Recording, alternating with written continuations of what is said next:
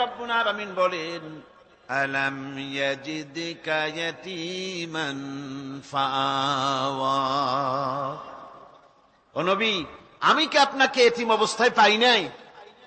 আর তারপরে আমি কি আপনাকে আশ্রয় প্রদান করিনি? আপনাকে আমি এতিম অবস্থায় পেয়েছি, এরপরে আপনাকে আশ্রয় দিচ্ছি। রাসূল তো এতিমদের সর্দার।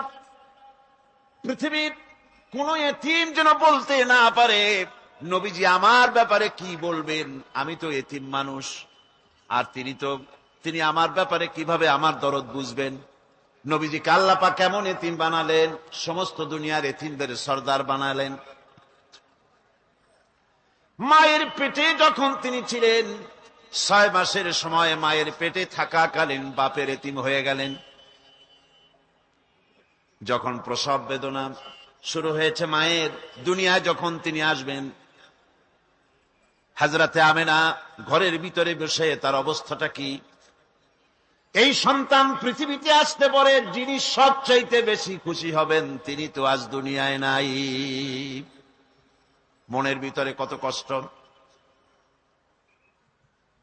আল্লাহ রাব্বুল আলামিন তার হাবিবকে দুনিয়া আনলেন। রাসূলের দাদা ঘরের সামনে তাঁবুর সামনে দাঁড়ায়া তায়েফ থেকে আগত সাদিয়া গোত্রের লোকদেরকে বলতেছেন, এই ঘরের ভিতরে একটা এতিম বাচ্চা আছে, বেশি টাকা কড়ি দেওয়া যাবে না, যদি দয়া হয় নিয়ে যাও। গরিব মানুষ, এতিম মানুষ দেখে শুনে কেউ আর নিতে চায় না। সবশেষে এলেন ভাগ্যবতী মেয়ে, ভাগ্যবতী মহিলা হযরতে হালিমাতুস সাদিয়া। তিনি এসেছেন, কোনো ছেলে পেলে পায় নাই, সকলের শেষে তিনি এসেছেন। আব্দুল মুত্তালিব বলছেন, এই ঘরের মধ্যে একটা এতিম বাচ্চা আছে, দয়া হলে নিয়ে যেতে পারো। তিনি স্বামীর সঙ্গে পরামর্শ করলেন, এরপরে বললেন, যদি দেখতে অন্তত ভালো হয়, মন যদি ভালো লাগে নিয়ে যাব, একেবারে খালি হাতে ফিরে যাওয়ার চাইতে তো ভালো। হযরতে হালিমা বলেন, আমি ঘরের মধ্যে প্রবেশ করলাম, মা আমেনার কোল থেকে শিশু মুহাম্মদ সাল্লাল্লাহু আলাইহি ওয়াসাল্লামকে যখন আমি কোলে নিলাম, আমি হুজুরের চেহারার দিকে নজর করে দেখলাম, আমার কাছে মনে হলো যেন পূর্ণিমার চাঁদটা আমার কোলে ধরা দিয়েছে। রাসূল কি শিশু মুহাম্মদ সাল্লাল্লাহু আলাইহি ওয়াসাল্লাম কি যখন নিয়ে বাড়ির দিকে রওনা হলাম, যে গাধা আমার সকলের পেছনে এসেছে, সেই গাধা এখন সকলের আগে ছুটে চলে যায়। এরপরে বাড়ি যখন নিয়ে গেলাম, কুয়ায় পানি বাড়লো,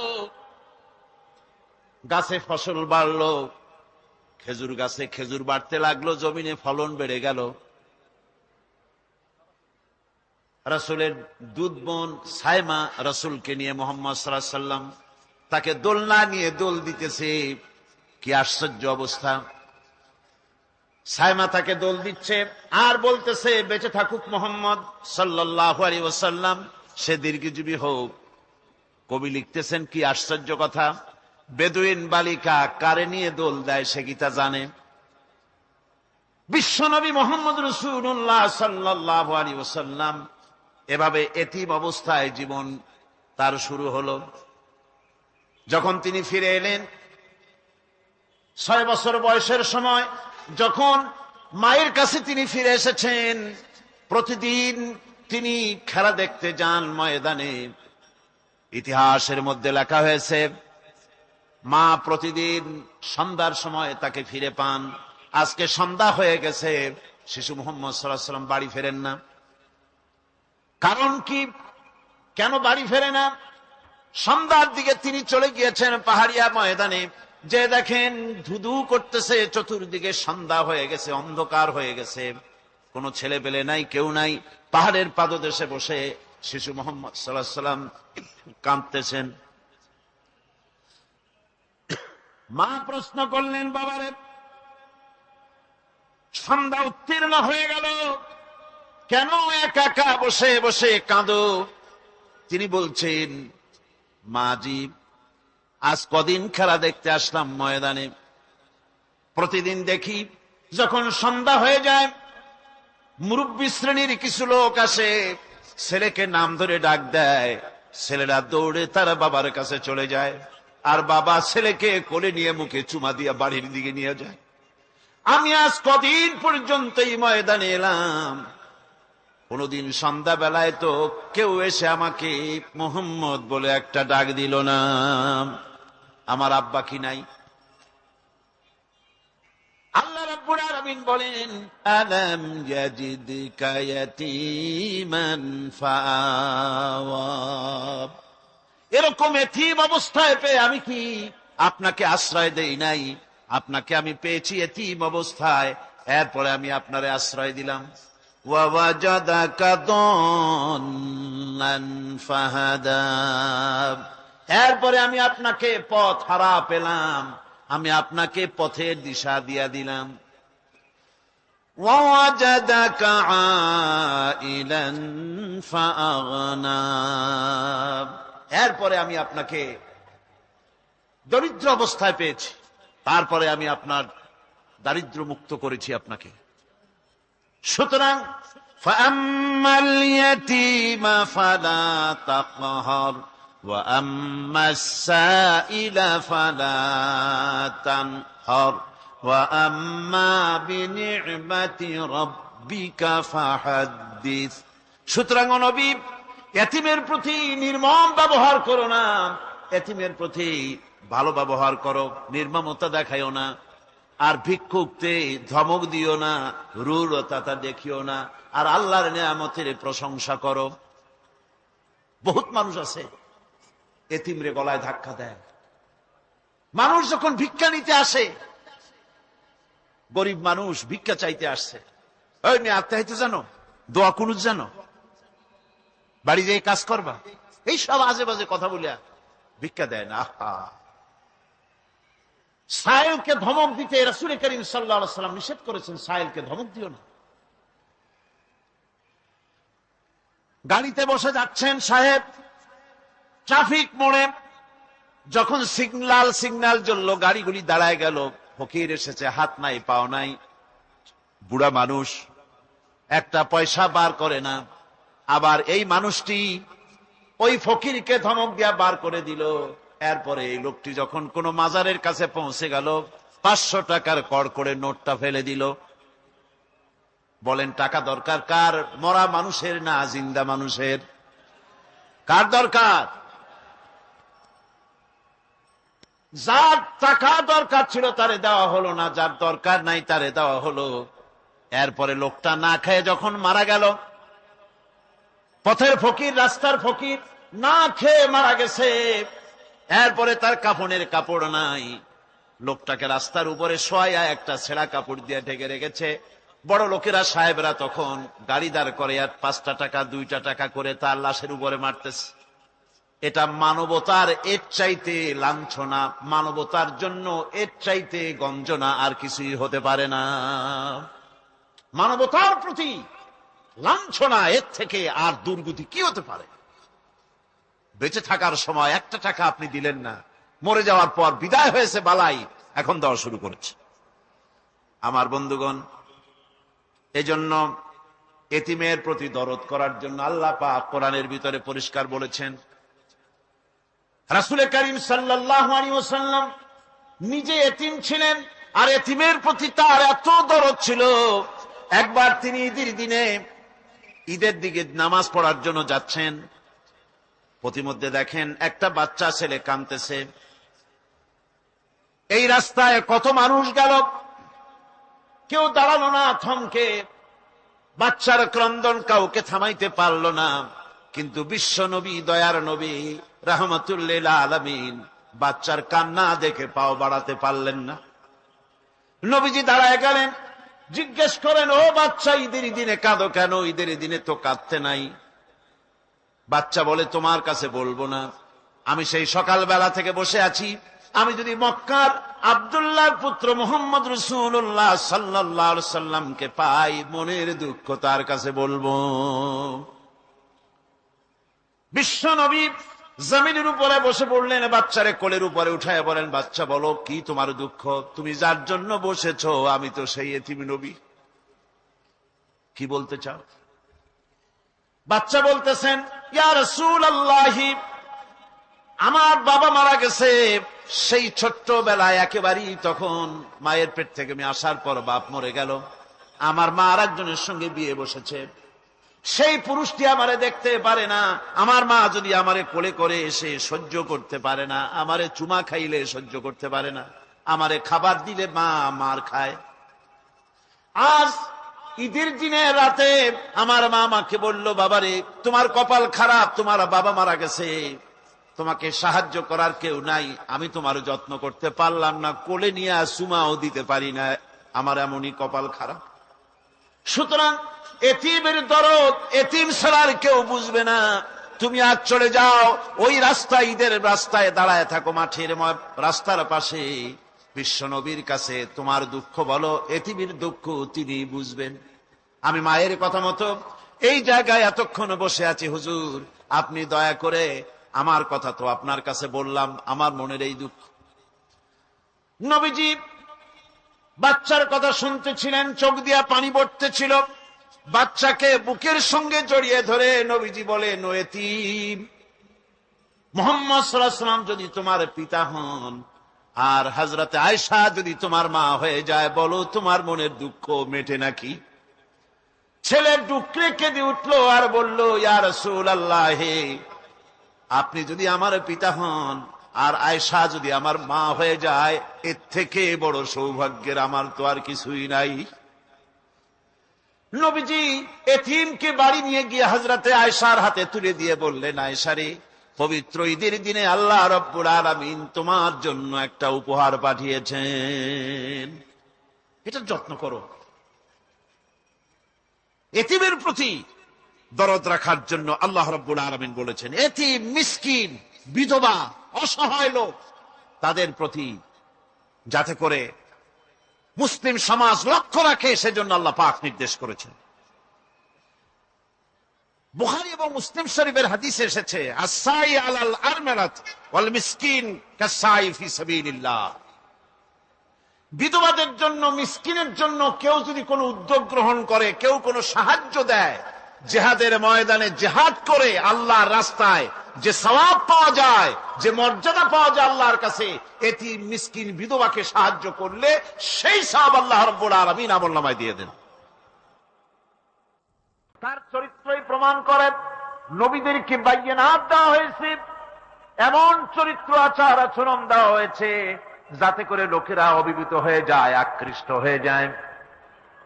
হযরতে যায়েদ, তিনি তো কৃতদাস ছিলেন, হারায় গেলেন বাপ মা থেকে, আর এরপরে কুদরত তারে মুহাম্মদ সাল্লাল্লাহু আলাইহি ওয়াসাল্লামের ঘরে উঠায় দিল।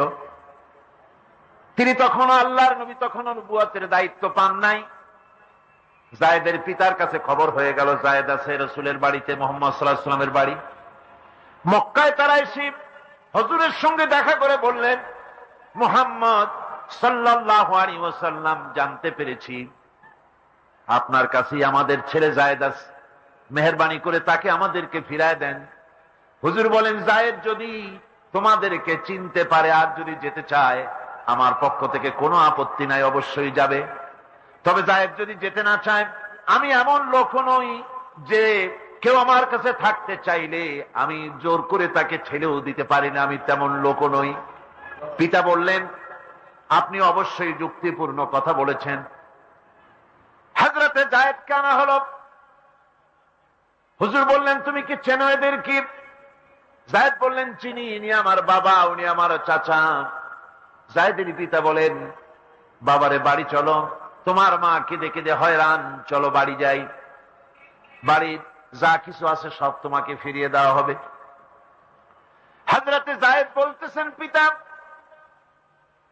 বাড়িতে যা আছি তাই শুদ্ধ, তামাম দুনিয়াটা যদি আমারে দেওয়া হয়, এই লোকটির কাছে থেকে যে ব্যবহার পেয়েছি, আমি এই লোকের কদম ছেড়ে যেতে পারি না।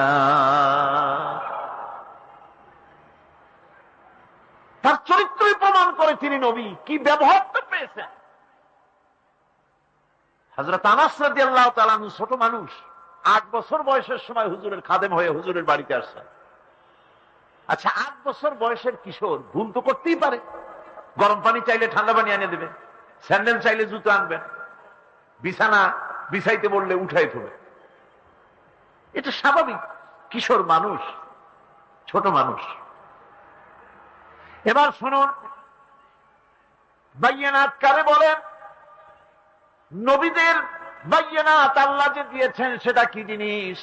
সেটা হলো উন্নত মানের চরিত্র, তার ব্যবহার, ওঠা বসা, যা দেখলে মানুষ বুঝতে পারে তিনি আল্লাহর নবী। হযরতে আনাসের মুখে শুনুন, হযরতে আনাস রাদিয়াল্লাহু তাআলা আনহু বলেন, একাধিক ক্রমে টানা 10টি বছর রাসূলের খেদমতের ভিতরে নিয়োজিত ছিলাম। 10টি বছরের ভিতরে একটা দিনের জন্য নবীজি আমাকে ধমক দিয়ে কথা বলেন নাই। তো ধমক দিলেন না আমারে, এটা করছো কেন, এটা করো নাই কেন? সুবহানাল্লাহি ওয়া বিহামদিহি। গোটা পৃথিবীর সমস্ত মুমিন মুসলমানদের, পুরুষ আর নারীদের জীবন, কলিজা, রক্ত রাসূলের কদম মোবারক উৎসর্গ হয়ে যায়। আমার ভাইরা, রাসূল পাক সাল্লাল্লাহু আলাইহি ওয়াসাল্লাম আল্লাহর নবী এমন এক মহান সত্তা ছিলেন যে তিনি দোয়া আল্লাহর দরবারে হাত উঁচু করতে দেরি আছে, কিন্তু দোয়া কবুল হতে দেরি নাই। হিজরত করে মদিনায় এসেছেন, নামাজ পড়তে দিল চায়, কাবা শরীফের দিকে ফিরে যদি নামাজ পড়তে পারতাম দিলটা বড় ভালো লাগতো, কিন্তু হাত উঁচু করে মোনাজাত করতেছেন না, আল্লাহর কাছে বলতেওছেন না যে আল্লাহ তুমি আমার কিবলাটা বাইতুল মুকাদ্দাস থেকে ফিরাইয়া মক্কা শরীফে বাইতুল্লাহর দিকে ফিরাই দাও। মুখেও বলতেছেন না, মনেও না, শুধু আকাশের দিকে বারবার তাকাচ্ছেন, মোনাজাত করেন নাই। মনে মনে আশা পোষণ করতেছেন যদি এমন একটা ওহী নাজিল হয়ে যেত। আল্লাহ রাব্বুল আলামিন সঙ্গে সঙ্গে রাসূল যোহরের নামাজ পড়তেছিলেন, 2 রাকাত পড়া হয়ে গেছে, এমন সময় ওহী নাজিল হয়ে গেল, قد نرى تقلب وجهك في السماء। ও নবী, আমি দেখতে পেয়েছি বারবার আপনি আকাশের দিকে তাকাচ্ছেন। সুবহানাল্লাহ, আমি দেখতে পেয়েছি। فلنولينك قبلة ترضاها فول وجهك شطر المسجد الحرام। আর দেরি নাই, আপনার মনের আশা পুরা হয়ে গেছে, এক্ষুনি আপনার কিবলা পরিবর্তন করুন। হুজুর 2 রাকাত পড়েছিলেন বাইতুল মাকদাসের দিকে ফিরে, বাকি 2 রাকাত তিনি মক্কা শরীফের কাবা শরীফের দিকে ফিরলেন। আজও পর্যন্ত সেই মসজিদ আছে, সাক্ষ্য দিচ্ছে নবীর কথা কিভাবে মঞ্জুর হয়। মসজিদে কিবলাতাইন মদিনা মুনাওয়ারায় সেই মসজিদ আজও আছে। ভাইরা আমার, রাসূল পাক সাল্লাল্লাহু আলাইহি ওয়াসাল্লাম এত বড় মর্যাদা সম্পন্ন ব্যক্তিত্ব, মহান ব্যক্তিত্বের উম্মতের মধ্যে আল্লাহ আমাদের শামিল করেছেন।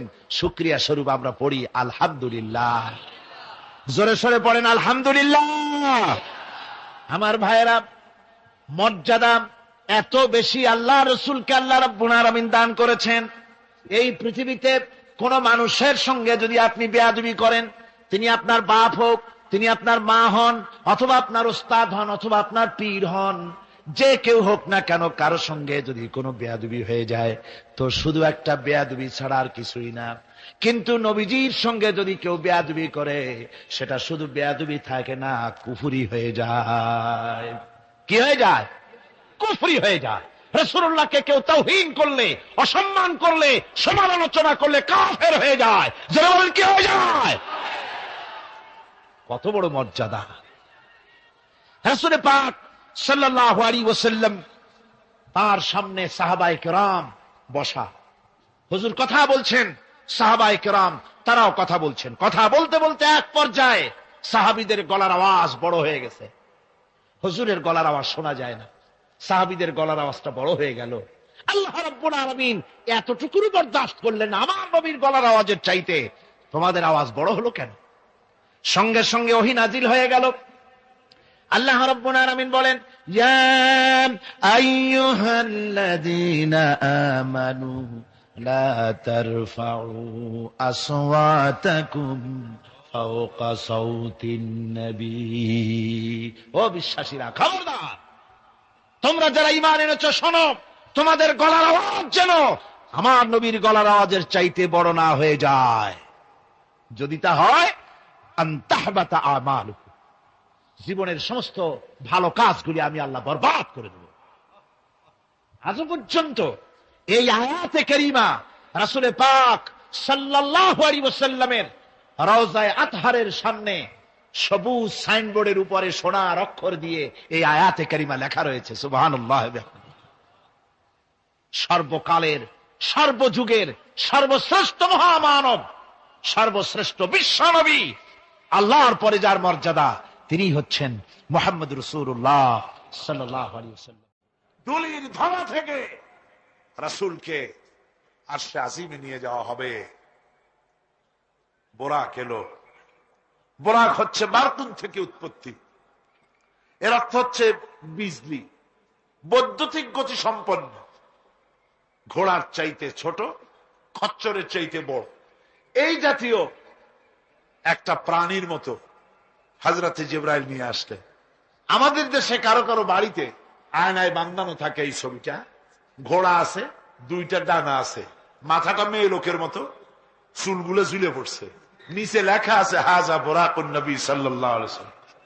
আন্দাজে কোথায় পাইছে আল্লাহ? মিথ্যে কথা, বাজে কথা। আল্লাহ এরকম একটা মেয়ে লোক মার্কা ঘোড়া পাঠাইছিল হুজুরকে নেওয়ার জন্য, এটা কথা হইল। রাসূলকে মক্কা থেকে, উম্মে বাবে উম্মে হানি থেকে হুজুরকে বের করে নিয়ে যাওয়া হলো বাইতুল মাকদাস। সমস্ত পয়গম্বর, দুনিয়া আল্লাহ যাদের পাঠিয়েছিলেন, সমস্ত রূহ উপস্থিত ছিল সেখানে। রাসূল করিম সাল্লাল্লাহু আলাইহি ওয়াসাল্লাম এখান থেকে মেরাজ করলেন। এতটুকুন ছিল ইসরা। কোরআনে কারীম বলছে, আজকের কারি সাহেব যেখান থেকে তেলাওয়াত করেছিলেন, সুবহানাল্লাযী আসরা বিআবদিহি লাইলাম মিনাল মাসজিদিল হারামি ইলাল মাসজিদিল আকসা। সুবহানাল্লাযী, সমস্ত দুর্বলতা, অক্ষমতা থেকে মুক্ত সেই সত্তা যিনি তার বান্দাকে ইসরা করিয়েছেন, মেরাজ করিয়েছেন। কোন সুবহানাল্লাহ। সমস্ত দুর্বলতা, অক্ষমতা থেকে মুক্ত তিনি পার করে নিয়ে গিয়েছেন। তারপরে মুহূর্তের ভিতরে মহাশূন্য পাড়ি দিয়ে, সেই মহাশূন্য মানে কি? এইখান থেকে সূর্য কত দূরে জানেন না? 9,30,00,000 মাইল দূরে এখান থেকে সূর্য। সেই সূর্য, তারপরে রয়েছে গ্যালাক্সি, মিল্কি ওয়ে, গ্রহ নক্ষত্র, সে যে কত দূরে, যে সমস্ত তারকা, এমন বহুত তারকা আছে যে তারকা সৃষ্টির পর তার আলো পৃথিবীর মাটি আজ পর্যন্ত স্পর্শ করে নাই, অথচ আলোর গতি প্রতি সেকেন্ডে কত মাইল? 1,86,000 মাইল। এই 1,86,000 মাইলের সেকেন্ড, এর মিনিট, এর ঘন্টা, এর দিন, এর সপ্তাহ, এর মাস, এর বছর, এটাকে বলা হয় লাইট ইয়ার, আলোকবর্ষ। সেই তারকা তৈরি হওয়ার পর কত সহস্র সহস্র লাইট ইয়ার চলে গেল, আজ পর্যন্ত সেই তারকার আলো পৃথিবীর মাটি স্পর্শ করতে পারে নাই। তাহলে সেই তারা কোথায়? আল্লাহ রাব্বুল আলামিন তার হাবিবকে চাঁদ, সূর্য, গ্রহ, নক্ষত্র, মহাশূন্য পাড়ি দিয়ে, তারপরে 7 আকাশ পাড়ি দিয়ে সিদরাতুল মুনতাহা পর্যন্ত নিয়ে গেলেন। জোরে কোন সুবহানাল্লাহ। এবার সিদরাতুল মুনতাহা পর্যন্ত যাওয়ার পথে যত ঘটনা ঘটলো, সেগুলো আপনারা ইতিহাস থেকে পড়ে নেবেন, ওগুলি বলার সময় আমার কাছে নাই। সিদরাতুল মুনতাহায় যাওয়ার পর হযরতে জিবরাইল বলেন, আর আমি যেতে পারবো না, এটা হলো বিপজ্জনক বর্ডার। আমি যদি আর এক চুল অগ্রসর হই তাহলে আমি জ্বলে পুড়ে ছাই হয়ে যাব, আমার আর যাওয়ার অধিকার নাই। হুজুর সেখানে বসে থাকলেন। জিবরাইল বলে গেলেন, এখান থেকে আপনাকে নেওয়ার কুদরতি ব্যবস্থা হয়ে যাবে। রাসূল দুনিয়ায় ফিরে এসে হযরতে বেলালকে ডেকে বলেছিলেন, বেলাল গো, এমন কি আমল তুমি করো আমারে শোনাও। হযরতে বেলাল বলেন, হুজুর আমার আমল তো সব আপনি জানেন। কয় না, কি করো শোনাও। বেলাল বলেন, হুজুর খাস আমলের মধ্যে এতটুকু আছে যে আমি কখনো বিনা উজুতে থাকি না, যখন উজু চলে যায় উজু করি, আর উজুর ইহতিমামের জন্য 2 রাকাত নফল নামাজ পড়ি। হুজুর বলেন, বেলাল তুমি এই আমল ছাড়বা না, কারণ সিদরাতুল মুনতাহায় হযরত জিবরাইল আমারে যখন ছেড়ে চলে গেলেন, আমার একা একা বড় ভয় লাগতে লাগলো। তখন আমার মনে হচ্ছিল তুমি যেন আমার চতুর্দিকে হাঁটতেছো। আমার ভাইরা, রফরফ নামক বিছানা চলে এলো। কুদরতি এই বিছানায় চড়ে নবীজি আল্লাহ রাব্বুল আলামিনের দরবারে আরশে আজিমে পৌঁছে গেলেন। জোরে বলেন সুবহানাল্লাহ, জোরে বলেন সুবহানাল্লাহ। যেখানে পৃথিবীর কোন মানুষের যাওয়া সম্ভব নয়, গোটা পৃথিবীর মানুষের মর্যাদা আল্লাহ পাক বাড়াই দিলেন, আরশে আজিমে হুজুরকে নিয়ে গেলেন। তারপরে তিনি কথাবার্তা হুজুরের সাথে কি বললেন, সেই কথাগুলি নিয়ে আমাদের দেশে কথা হলো এই যে হুজুরকে নিয়ে আল্লাহ 5 ওয়াক্ত নামাজ দিছিলেন তো 50 ওয়াক্ত। মুসা আলাইহিস সালামের সাথে দেখা না হইলে তো কাম সারছিল, আমাদের আর উপায় ছিল না। আরে ভাই, শুধু নামাজ দেওয়াই যদি উদ্দেশ্য হবে, তাহলে রোজার মতো তো আল্লাহ দুনিয়ায় বসে দিতে পারতেন কিনা? হজের মতো, জাকাতের মতো পারতেন কিনা? শুধু নামাজের জন্য নয়, আল্লাহ পাকের কায়নাত দেখাবার জন্য আল্লাহ পাক তাকে নিয়েছিলেন। বেহেশত দেখাইছেন, দোজখ দেখাইছেন, ভালো কাজ করলে কিরকম শান্তি হবে, খারাপ কাজ করলে কিরকম শাস্তি হবে, চোখে দেখাই দিয়েছেন মুহাম্মদ রাসূলুল্লাহ সাল্লাল্লাহু আলাইহি ওয়াসাল্লামকে। মেরাজ থেকে ফিরে এলেন, ঘরে এসে দেখেন উজুর পানি, উজু করে যে গেছিলেন উজুর পানি তখনও গড়াচ্ছে। যে দরজা দিয়ে বেরিয়েছিলেন দরজাটা ধাক্কায় তখনও কাঁপতেছে। যে বিছানায় শোয়া ছিলেন সে বিছানায় মানুষ শুয়ে থাকলে যেমন উষ্ণ থাকে, সেরকমের উষ্ণ ভাব তখনও আছে। কেমনে হলো? কেমনে হলো? মাথায় ঢুকবে না। সুবহানাল্লাহ কোন ঢুকবে? জোরে কোন সুবহানাল্লাহ।